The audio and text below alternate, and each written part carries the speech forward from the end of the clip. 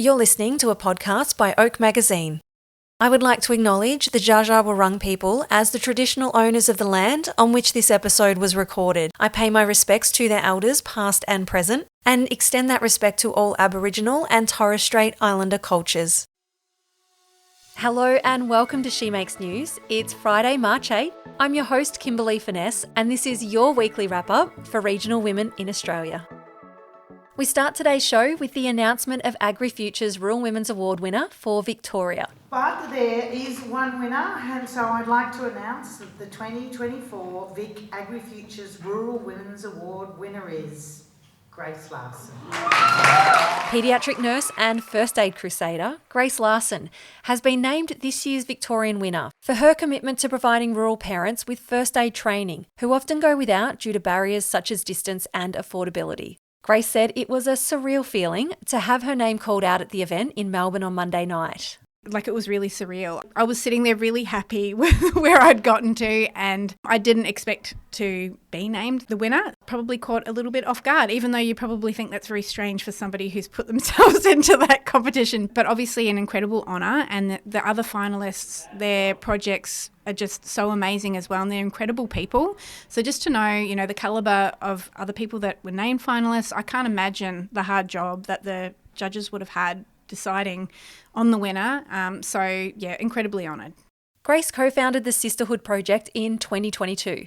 The not-for-profit organisation aims to deliver accessible first aid and health literacy training into rural and remote communities where children are most likely to die from preventable accidents and injuries. As part of the AgriFutures Rural Women's Award, Grace receives a $15,000 grant from Westpac, which will go towards developing an automated computer program to connect first aid providers with organisations and people in need. The money will also fund 90 first aid courses across Victoria for disadvantaged families. Well, with the Sisterhood Project, what we're really hoping to do is to be able to reach as many parents and carers as possible across Australia. So what we'll be doing with the $15,000 grant from Westpac is we'll be using that to help make our services more accessible for people anywhere. So essentially, if you live in the middle of Australia and you've got a group of people in a rural or remote area that you think could use basic first aid training, you'll be able to hopefully access that through our website, and we can match you with a provider and then make it go as far and as wide as possible, as quickly as possible, to really start making an impact on kids' lives across Australia. This is the second year Grace has been a part of the awards process, having been named a Victorian finalist in 2023. Grace said she wanted to take what she'd learnt through the awards process last year and present it in a different way, knowing the positive impact the grant would have on improving health outcomes for rural families. I asked a few different people who are involved with the award, because they really do encourage you to try again if you haven't been successful. And they basically said, if you felt there was more that you could get from the award, then you should throw your hat in the ring again. And I really reflected on that, and I thought, was there anything else I could get from it? And what I realised through going through it the previous year was it had really helped me evolve myself in this process. And I know that my aims really are to do with the project, but what I realised was the way that I present it is so vitally important. So I wanted an opportunity to present all the information again and do it in a different way. Take everything I'd learnt the year before and have another go, essentially. Grace will now go on to represent Victoria at the national announcement in Canberra later this year, where the national winner will be awarded an additional $20,000 and the national runner-up an additional $15,000. Now, I couldn't think of a better day to launch our new show than today, being International Women's Day. There are quite a few events being held across the country, including an event specifically for young women. Ruby Reithmuller, founder and director of Womankind, is hosting an International Women's Day event this Sunday at Palm House in Sydney's Botanic Gardens. A sellout crowd of 90 young women aged 13 to 26 are expected to attend Becoming, an event organised to empower, support, uplift and instill hope in our current and future leaders. I am so excited for this event. We're actually welcoming 90 young women aged 13 to 26 to the Palm House in Sydney, and they're going to hear from 6 incredible speakers. We've got everyone from Kat Clark, who was the 2022 TikToker of the Year. She has over 7 million followers, which I can't get my head around. We also have Minister for Youth and Mental Health and a bunch of other incredible speakers. So yeah, these young people will come, they'll hear from speakers, they'll be able to connect with like-minded young people, enjoy a beautiful lunch, and just feel really inspired on International Women's Day. The concept of organising an International Women's Day event for young individuals emerged from Ruby's experiences of frequently being the youngest person in the room. I really wanted to come up with this idea for an event, which is called Becoming a Womankind event, because over the years I've been so fortunate to be invited to some incredible International Women's Day events. And I often found that at those events, I was one of the youngest women in the room, which just didn't feel right for me. And I think so often in those conversations, we're talking about how the younger generation are our current and future leaders. So for me, it felt so important to actually give those young people a seat at the table, which is why I really wanted to create this event. And we're bringing people together from all over the place. Obviously, this is our first big event happening in Sydney, but we've got over 30 young people coming from regional areas, which we've sponsored, and other small businesses have sponsored their places at the event. And we already have plans to bring this event to the country in coming years. I think of that quote, people will forget what you said, people will forget what you did, but people will never forget how you made them feel. And I just really want these young people to feel something, whether it's hope, whether it's safety, whether it's feeling like they're not alone in something, or that they can, reach their goals or overcome their challenges. I just really want them all to leave feeling like they are supported, they are enough as they are, and that as women, the more that we come together and have these conversations and lift each other up, the better we're all going to be for it. And also for the younger people who follow in our footsteps, it's so important for us to pave the way so that we can be those role models having those important conversations. Womankind is on a mission to close the gap in effective support and mental health education for teenage girls. 100% of profits from the event are going towards providing young people living in regional, rural and remote locations with access to the Womankind app, which is a first-of-its-kind social wellness platform. 100% of the profits from the Womankind event on Sunday are actually going towards funding young people who live in regional, rural and remote communities with access to our app, the Womankind app, which is a first-of-its-kind social wellness platform that we designed and developed in consultation with over 400 young people from across Australia. And young people can do so much on that app, everything from asking questions either as themselves or anonymously. They can explore hundreds of blogs that we have curated with our mentors who are all qualified in mental health first aid training alongside our network of allied health professionals. They also get sent a daily quote notification, and they can really easily access the details of other organizations or services that can also support their mental health. So it's a really kind of holistic approach to well-being and mental health, and it's very much in that intervention and prevention space as opposed to the crisis management, where we're really trying to encourage young people to join that community, which now has thousands of young people, regardless of the presence or absence of a mental illness. As a 26-year-old, Ruby said International Women's Day is important to create space and have conversations where young people can look up to those who have already walked the path. I think International Women's Day means more and more to me every year, the more that I learn about how important it is for us as women to come together to celebrate the milestones that we've hit, but also acknowledge and have the conversations around where we need to improve on equality so that all women have access to everything they need to thrive in life. And I think as a young woman and being in a community that empowers thousands of younger women than me, it's just so important to create spaces and conversations where young people can look up to those who have already walked the path that they have and feel really empowered, really inspired, and I don't know, just really recognizing that their potential and their power is limitless. And carrying on our theme of events, Motherland, a national charity supporting rural mums, celebrated its first national conference with a star-studded lineup. It was a rockstar reception for 250 rural women who travelled from every corner of the country to attend the 2-day event in Launceston, Tasmania. Motherland founder and CEO Stephanie Trethewey said the conference celebrated rural motherhood, reduced isolation, and enabled women to fill their cups with an incredible lineup of speakers and sessions focused on emotional well-being and mental health. I was floored. We had women come all the way from WA, the Northern Territory, Northern Queensland, literally everywhere. Some mums literally took 3 flights to get here. So, yeah, we covered the entire country. It was just magic. Steph, who was named this year's Australian of the Year for Tasmania, is on a mission to connect and celebrate rural mums across the country. Taking the stage was an incredible lineup of speakers featuring Olympic gold medalist and television presenter Gianne Rooney, best-selling author and leading parenting educator Maggie Dent, 2 times world parasurfing champion Sam Bloom, who is the inspiration behind the #1 global box office hit Penguin Bloom, and journalist and author Jessica Rowe.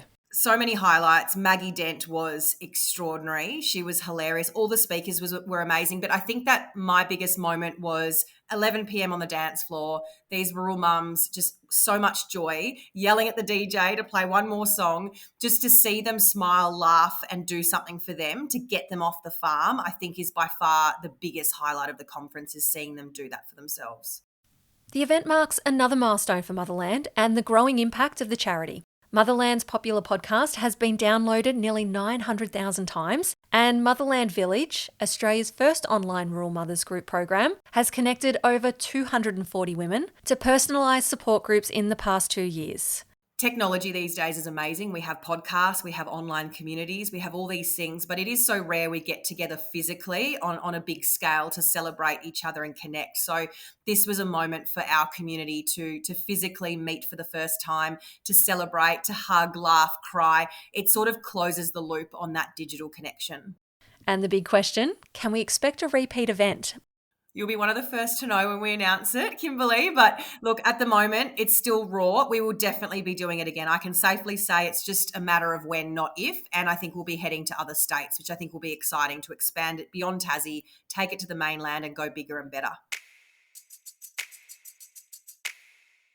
2 South Australian brands known for their dedication to promoting Australian agriculture and quality materials have collaborated together to create an exquisite children's knit.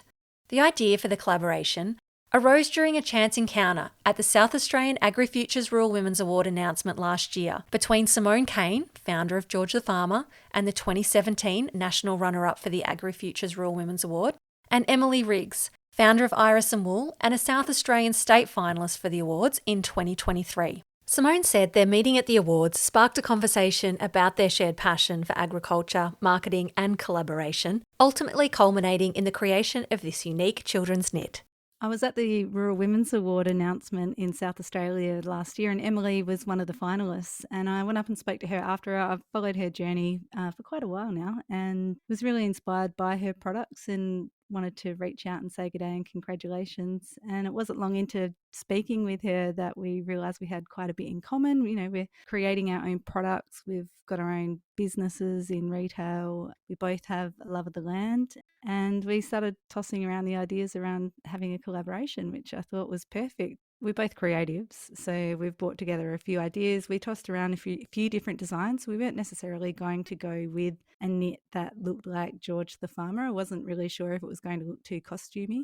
So Em brought her design ideas, and yeah, I mean, my background's design as well, so we tossed around a few ideas together, kept going back and forth, a few iterations of the designs. Obviously, Emily has that background of working with the wool and knowing how, you know, the jumper's going to sit the best and with a certain design. And then from that, I actually did the graphic design work on the swing tags and the neck labels and did all the communications around releasing a media release and the e-newsletter content and things like that. So yeah, it was a great collaboration.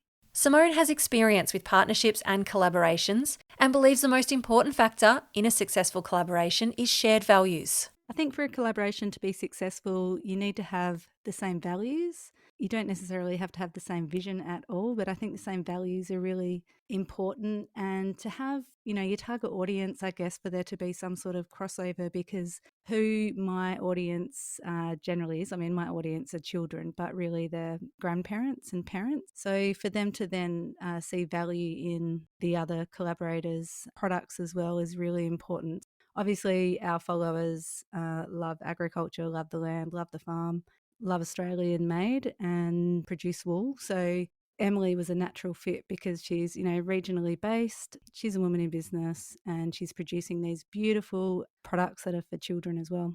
Simone encourages more rural businesses to seek out collaborations that can further enhance their brand. Definitely more rural businesses need to collaborate. I mean, it's just such a perfect way to cross-pollinate your audiences with other brands that they will enjoy and be appreciative of being introduced to. I think it's great. It's just so mutually beneficial. It doesn't really have to cost anything at all. It's a really, really great way to further enhance your brand. Emily's label, Iris & Wool, is now in its 8th season and recently stocked at David Jones. As a mother of 2, Emily has always admired the educational mission of George the Farmer brand. Emily says, "Collaborating with Simone on this project has been incredibly rewarding. Together, we're not only creating beautiful fashion, but also inspiring children to learn about agriculture and appreciate the beauty of Australian merino wool. Crafted from premium Woolmark certified Australian merino wool, the children's knit embodies the spirit and look of George the Farmer. The limited edition piece is available exclusively online at Iris & Wool and George the Farmer. You'll also find it in their retail stores in Burra and Penola, South Australia." And now for some headlines. Duns Creek local Mia Ryan is making it easier for farmers to say howdy to their next partner. New dating app, Howdy, is an Aussie first for rural singles. Mia saw firsthand the gap in the dating market for the rural sector, and because she herself was unable to make a true connection with a fellow farmer. Award-winning author Madeline Dickey has launched her 4th book, Some People Want to Shoot Me, a biography she wrote with Kimberley Region Aboriginal leader Wayne Bergman. Madeline lives in a remote Northern Territory community and is well known for her debut novel, Troppo. A local business in Mount Shank has launched the region's first ever yoga retreats in a step forward for Limestone Coast wellness tourism. With the next closest yoga retreats taking place more than 220 kilometres away in the Grampians, the launch of Mountain Path Meadows yoga retreats is a step forward for the Limestone Coast tourism, helping put the region on the map when it comes to the growing niche of wellness travel. And a couple of social media updates. Something to keep in mind when your finger hovers over the boost button. Apple have just announced a 30% additional charge when using the Facebook or Instagram app to set up and run a Meta ad. Best way to avoid the extra charge on top of your ad budget is to use Ad Center on a desktop. And Facebook, they've given us something extra at no cost. You now have up to 255 characters in the About section for a business page. This is a great spot to expand on what you do, what you offer, and fill it with those keywords to help Facebook's search engine connect your business with the right customer.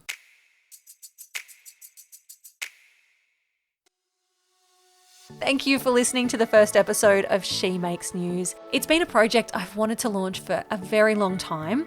No one has done this before. It will take a moment to get the wheels rolling on a news cycle, and for many of us to put aside that often uncomfortable feeling of promotion and waiting for a journalist to approach us. I invite you to share with me your headlines. I want to hear them.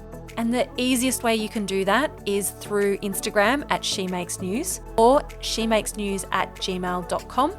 That's your weekly wrap up for regional women. You'll find links in our show notes for anything that's been mentioned. Stay informed, stay connected, follow us on social media at She Makes News.